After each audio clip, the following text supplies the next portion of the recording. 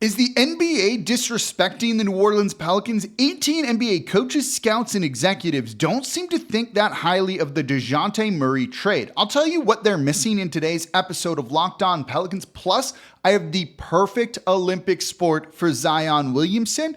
It's a Wednesday episode of Locked On Pelicans. Let's go.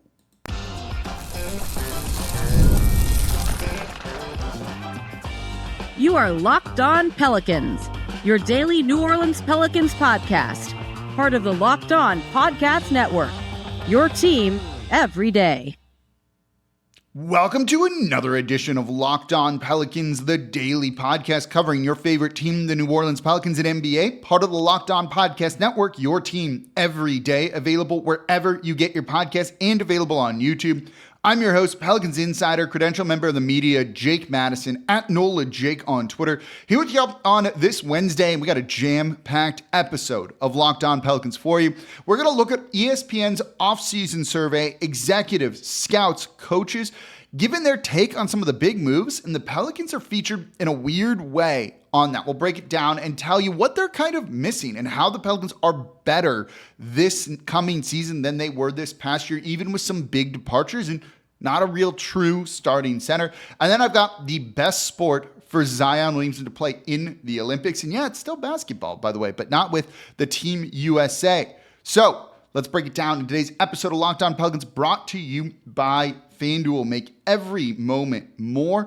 As playoffs wind down and the sports stop sporting like we want them to, this summer FanDuel is hooking up all customers with a booster bonus daily. That's right. There's something for everyone every day all summer long. Visit FanDuel.com to get started.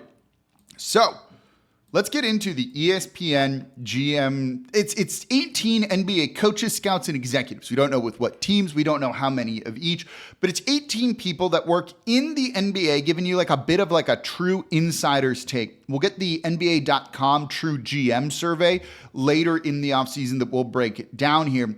But they broke this down into a couple of kind of like key categories that I think are kind of good for just surveying the league. Who had the best offseason? Who had the worst, right? And interestingly, the Pelicans aren't on either list. You know, when you look at the best NBA offseason, the 76ers probably got the best player available in Paul George, so they finished first. The New York Knicks made big moves, so they're number 2. The Thunder filled 2 holes with a trade and a free agent signing. They're 3. And the Boston Celtics ran everyone back. So I kind of get that. You know, so I'm not expecting to see the Pelicans on there, though I do think the Dejounte Murray trade is far more impactful than it would be for other teams. I think this is kind of exactly the type of player that New Orleans needs.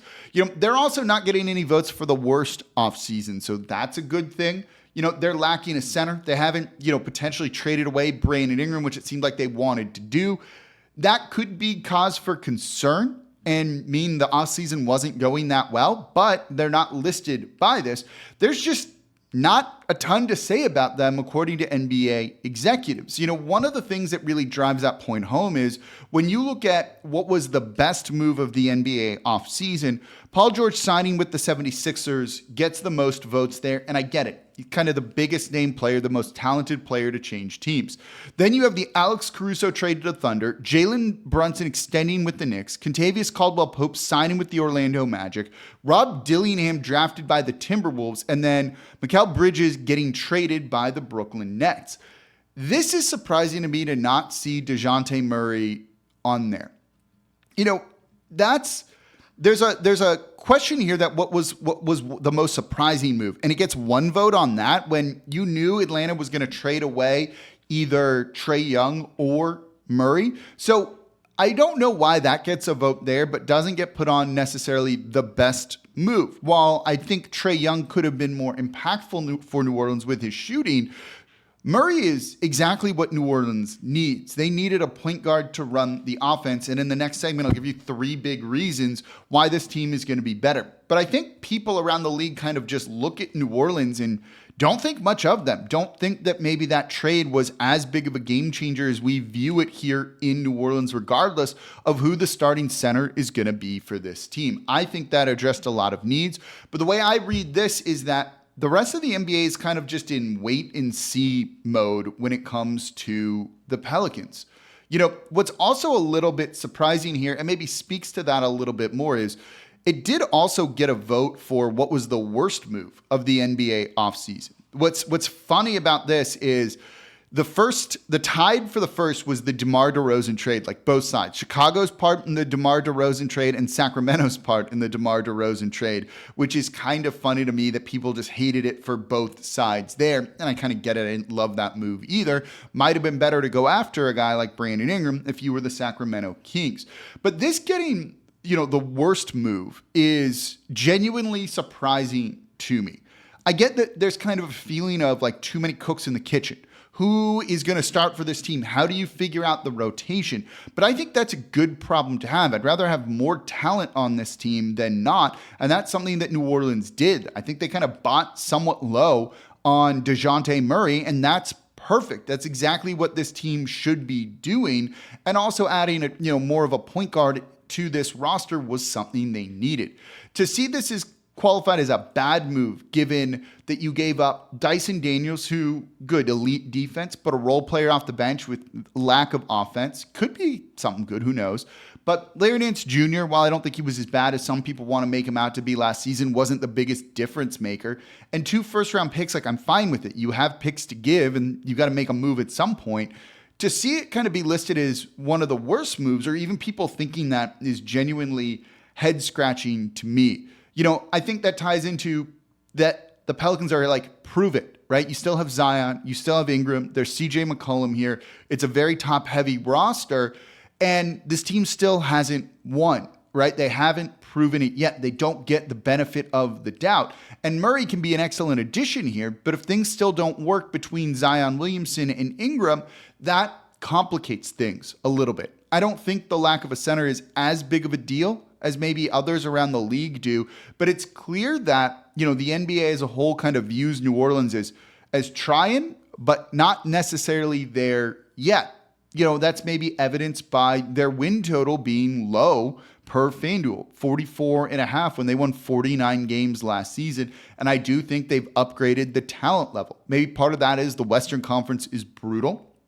But I don't see that trading up to draft a 6'1" rookie in Rob Dillingham, who I liked. I wouldn't have taken him at 8, though.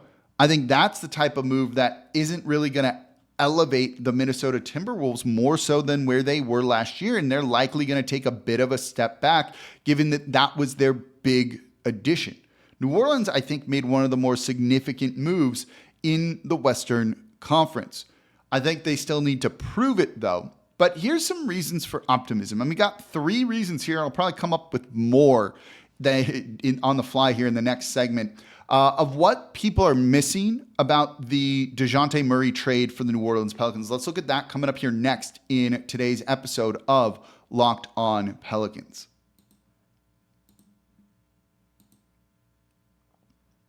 Today's episode of Locked On Pelicans is brought to you by FanDuel, America's #1 sportsbook.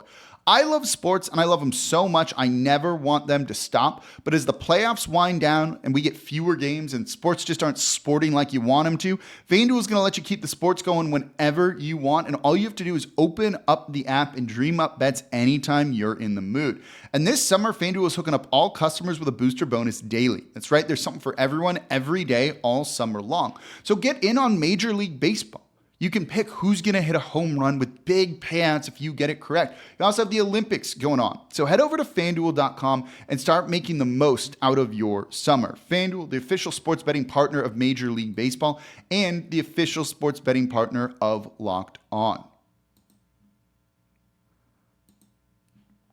And thank you for making Locked On Pelicans your first listen today and every day. We're here Monday through Friday, the number one Pelicans podcast covering everything you want to know about this Pelicans team. So please subscribe wherever you get your podcast. Join over 10,000 Pelicans fans on YouTube as well. And now for your second listen today. Are you watching Fox Sports, ESPN on your TV all day long? Do you have to turn down the volume without all the yelling, the fake content, fake arguments, all of that? Make the switch to Locked On Sports today. It's a free 24/7 sports streaming channel program for you every day to bring you the biggest stories without all the screaming. Locked On Sports today brings you can't-miss analysis, opinions, and news streaming 24/7 on YouTube or the free Amazon Fire TV channels app, part of the Locked On Podcast Network, your team every day. So we just went over how the let's call it the front office insiders survey for ESPN doesn't seem to think that highly of New Orleans, but I do think people are underrating the Murray trade for the Pelicans for a couple of big reasons. And let's get into a few of those that I'm going to lay out right now. And if you have one, if you agree, if you disagree, let me know in the comments down below. What I think people are missing with this trade is, number one, it's insurance for a Zion Williamson or Brandon Ingram injury. This happens more than we want, right? Zion goes down and the offense falls apart for New Orleans. Now, I don't think you need to build this egalitarian offense that doesn't feature Zion in, a centric way. I think it should be a Zion-centric offense, even with Murray here. Fully believe that. But this helps where you can still just create some offense by having a point guard organize the team more so than you have otherwise if and when Zion Williamson goes down. Same for Brandon Ingram. That puts more pressure on Zion, though we've seen Zion able to overcome that. But if Ingram goes down and he misses 20 games or so, right, the past 2 seasons, more than that you at least have another option and it's not all just on Zion and CJ's shoulders at that point in time. And I think that can be a good thing. He played 64 games last year, which is a pretty decent number. It's 82, 45 the year before that, 55 the year before that, and what was, a bit of a shortened season. So there have been injuries for Brandon Ingram, this and Zion, right? And CJ has missed time too with not avoidable injuries, just unlucky injuries, I should say. That means you have another guy that's capable of creating offense and scoring and shouldering that load, and at least gives you a little bit more insurance. Herb Jones can't do that. Trey Murphy doesn't do that. Jose tries, but, is more of a complimentary player. This at least gives you something. CJ has struggled by himself at times. You have insurance for those times when guys are injured, and I think that's pretty important given the history, unfortunately, of this franchise. The other area that I think New Orleans is going to be better at is in the end of game situations, clutch situations. This team, if they were trailing in the fourth quarter, could not overcome that and would just lose the game, right? How many times did we see them blow double-digit leads in the second half of games? Mainly because the offense couldn't score. Murray at least can get buckets in the clutch. He did that, in terms of volume, maybe not the best efficiency, but in terms of volume, he can score. He's proven that with the Atlanta Hawks and going back to his time with the San Antonio Spurs. The Pelicans in clutch situations were barely 500 last year. They were a little bit below 500. If you can swing that by, say, 3 games, right? And they played about 30 clutch games. It was 29. You win 3 more of those, right? Not like an insurmountable number to overcome. We're not asking for a huge 10-win swing, anything like that. 3 more. Instead of going 14 and 15 in games with a clutch situation, you go, at that point, we're saying 17 and 12. This team would have been a top 4 seed in the Western Conference. They were that close to that sort of situation. They were right in the mix for those type of things. That's going to elevate this team, being able to close games better. Murray adds another element to that. He will be in that closing group. Zion will be in there too. I think Ingram will be, but depending on his style of play, we've seen him get benched with that before, and I did a show on this the other day. You don't have to, but he'll be included in that group, and it's just more threats. And that's the type of thing that's really going to elevate this New Orleans Pelicans team. That is an area, by adding talent, that they can really improve upon. Can also let them overcome some of the coaching decisions that maybe have held them back with that. Trust me, we're going to do a show on Willie Green and where he needs to grow, what you've got to see out of him this season, and what's kind of a make or break year. Like every year, I make this joke, right? Every year since this franchise drafted Anthony Davis has kind of been the biggest offseason, the biggest season, the most important season, the make or break season in franchise history, and that's going to continue. So we'll look at it with Willie Green at one point in the future here. But clutch situations, being able to overcome maybe your coach holding you back a little bit, I think is going to be an important thing. Just being organized and being able to get buckets in the half court is going to be an important thing. And Murray at least has also proven to be a good spot up shooter. So catch and shoot situations are going to make him a threat alongside Zion Williamson. And I think that's an area that this team really needs closing games out. The other area that I have is, a lot of people are worried about the depth with losing Najee Marshall from this team. And I agree that is a loss for this franchise. Losing Jonas Valanciunas, who I consider more of like a depth piece, right? If it wasn't working with Zion, Ingram, CJ, you could go and play through JV. That's kind of a depth piece in a sense there. They're losing all of that. But I think they're going to be okay. And you could at least follow the blueprint from last season. I think things could be clunky with the starters. It was clunky with the starters this year. And we'll do a show on how Brandon Ingram can improve and change and really excel next season for New Orleans. I actually am really optimistic he's going to do that based on some of his comments at the end of the season. But say the starting unit's clunky, the starting five, whatever that starting five is going to be, right? Like they weren't great together last season. It was the bench that beat up on those second units that allowed New Orleans to really win a lot of games. That's good in the regular season. It struggles, I think, a little bit more so in the playoffs, and we saw that even when there wasn't Zion there. You can still do that next season. You can still lose Najee Marshall and do this, right? If anything, this gives you the ability to beat up on second units more. Now, that'll get you wins in the regular season. Might mean you struggle to close games because you're playing starters on starters there. But it can win you a lot of games, and that strategy at least worked for New Orleans last season. So if you want to try and get back to 49, 50 wins, you can still follow that. Look, you're going to see a more interesting rotation, and I've been really analyzing and looking at it, and we'll share this more in the show in the future. But you're going to see a lot of, Zion and Murray with 3 bench players, CJ and Ingram with 3 bench players, right? You're going to kind of see those type of guys lead not second units, but kind of combo units against opponents' benches because there's just so much top-end talent here that's the way you're going to have to do it, right? You're not going to all just keep them glued to one another's hips. You're going to really rotate them where, of your kind of big 4, right? Murray, CJ, Zion, Ingram, 2 of those can be on the court at all times. All times. In a sense, you could keep 3 of them on the court at all times. That means New Orleans is going to punish some opponents' bench units. Yeah, other teams might have more depth, but when you have more top-end depth here, which New Orleans does, that's going to win still because those guys are coming off the bench and you have like 6 players you could make a case starting for the New Orleans Pelicans or starting on like most teams around the league, right? Ingram would start on basically every team in the league. So would Zion. So would Murray. So would CJ's a little bit dicier in there. Herb would. Trey Murphy, we want to be a starter this year for New Orleans. He would start on a ton of teams with his size and his shooting. So they're still going to be able to beat up on second units because all those guys ain't starting. And if you do the lineup combinations correctly, that's still going to be an advantage for New Orleans. And it worked well last year. There's a limit on that in the playoffs. I agree. But at least it works getting you there. And that's the first step. You can figure it out in the playoffs and change things if you need to later down the line. Do you have a 4th reason? I didn't come up with a 4th reason as I was talking, but there's more. But I do think there's more top-end talent here, even with a lack of a starting center, that this team can kind of make up for it and be okay. Let me know what you think in the comments down below. Do you agree? Do you disagree? So coming up next, Zion Williamson's not in the mix for the 5-on-5 Team USA Olympic team. Like, just not a thing.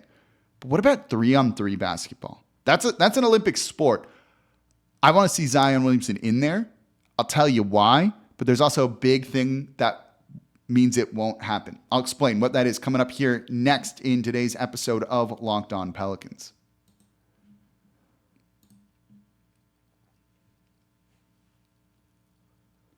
And thank you for making it Locked On Pelicans your first listen today and every day. We're here Monday through Friday, the Number One Pelicans podcast, covering everything you want to know about this Pelicans team. So please subscribe wherever you get your podcast.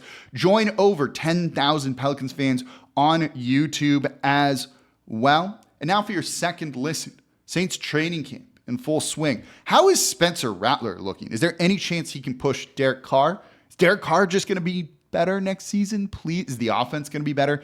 Ross Jackson, Locked On Saints podcast. He's there, boots on the ground in Irvine at every practice. He's coming to you live after most practices on the Locked On Saints podcast. Get your black and gold fix over at the Locked On Saints podcast. Make them your second listen today. Part of the Locked On Podcast Network, your team every day. All right, let's start to wrap up the show here, and I got a fun one for the third segment here. I've been watching, obviously, the Olympic basketball. We've recapped a couple of things. Daniel Theis played well, didn't have the same perfect scoring, but Germany won on Tuesday. There's more Olympic basketball, though. We've talked about how it would be nice to see Zion Williamson on Team USA just because, look, playing real games that matter and being in game shape like that is like a big advantage. All these guys from Team USA are going to be coming back tired, but if you get Kevin Durant playing on point like he is, that's a big boost to the Phoenix Suns. Look at how dialed in LeBron James is. That form often carries over to the regular season. So it would be great to see Zion Williamson get those important reps. We've heard Coach K tell Stan Van Gundy the best thing for Zion is play tons of basketball. Play basketball in the offseason. There's no really replicating that by doing conditioning and other things. Playing just reps that matter. But Zion's not going to be in consideration for Team USA. At least he's not right now. So that doesn't matter. Who knows if he will be in the future? We hope so. And I think you're going to see kind of a changing of the Team USA guard as a lot of these guys, this is kind of their last dance, to use a cliche with it all. But what about 3-on-3 basketball? I was watching that on Tuesday, watching Team USA 3-on-3 lose to Serbia. It's a 4-man roster. You play 3 guys. Jimmer Fredette, former Pelican, is on there too. And it was really interesting to watch it because you look at that game and how it's played, and Zion Williamson would be flat out unstoppable. Now, I think most true good NBA players, all-star level guys, would be flat out unstoppable. And notice you don't see any NBA players playing 3-on-3. Not even the guys who didn't make Team USA. So one of the reasons is, and this kind of kills this idea, but I'll explain in a minute, is to qualify for it, you basically need to be playing in events throughout the 3-on-3 season. And there's qualifiers, there's events in your countries, things like that. And that's how you build those rosters. You've got to get enough qualifying points. It all happens during the NBA regular season. So you're not going to take a guy away from his NBA team to go play in a 3-on-3 event, risk injury, just not play NBA games. So you're really never going to see an NBA player qualify for this unless you can just pick the teams and go forward, and that's that. But that's not how it works for 3-on-3. You're seeing WNBA players do it because it's a different time frame and they have the ability to do this. So you don't see it with, some of these other NBA players here. So that's why you just don't see anyone with, a current NBA player on any national team doing this. But watching it played, oh boy. So one, the pace is fun, right? It's just like a pickup game at a gym. You've got to clear the ball. You've got to do all of that. It's just constant movement. You want better conditioning. You want better constant defense to kind of hone some of those. You're not going against top talent like the NBA, but you're going to be in shape playing that. There's no way. You are playing offense and going right into defense, going right into offense. You don't have a ton of time for a break. They're played games to just 21. It's 1 and 2 points. But the fouls are what's really interesting in this. You play with team fouls, not individual fouls. And this is where Zion would thrive. The foul limit per team is 6 fouls.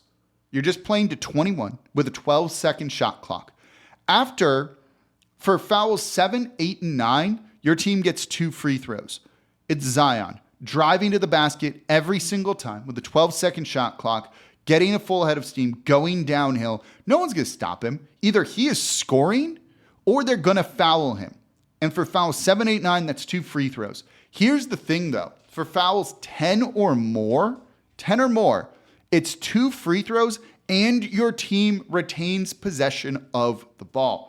You would just put the ball in Zion Williamson's hands every single time, let him attack the basket, put 2 shooters and defenders around him, and it would be done, right? The rebounding, I think you could do here. One, Zion can get his own miss so well that that's pretty perfect here. And it's not like teams are going to throw super tall big men out there. So he can out-rebound, I think, most people in this sort of thing.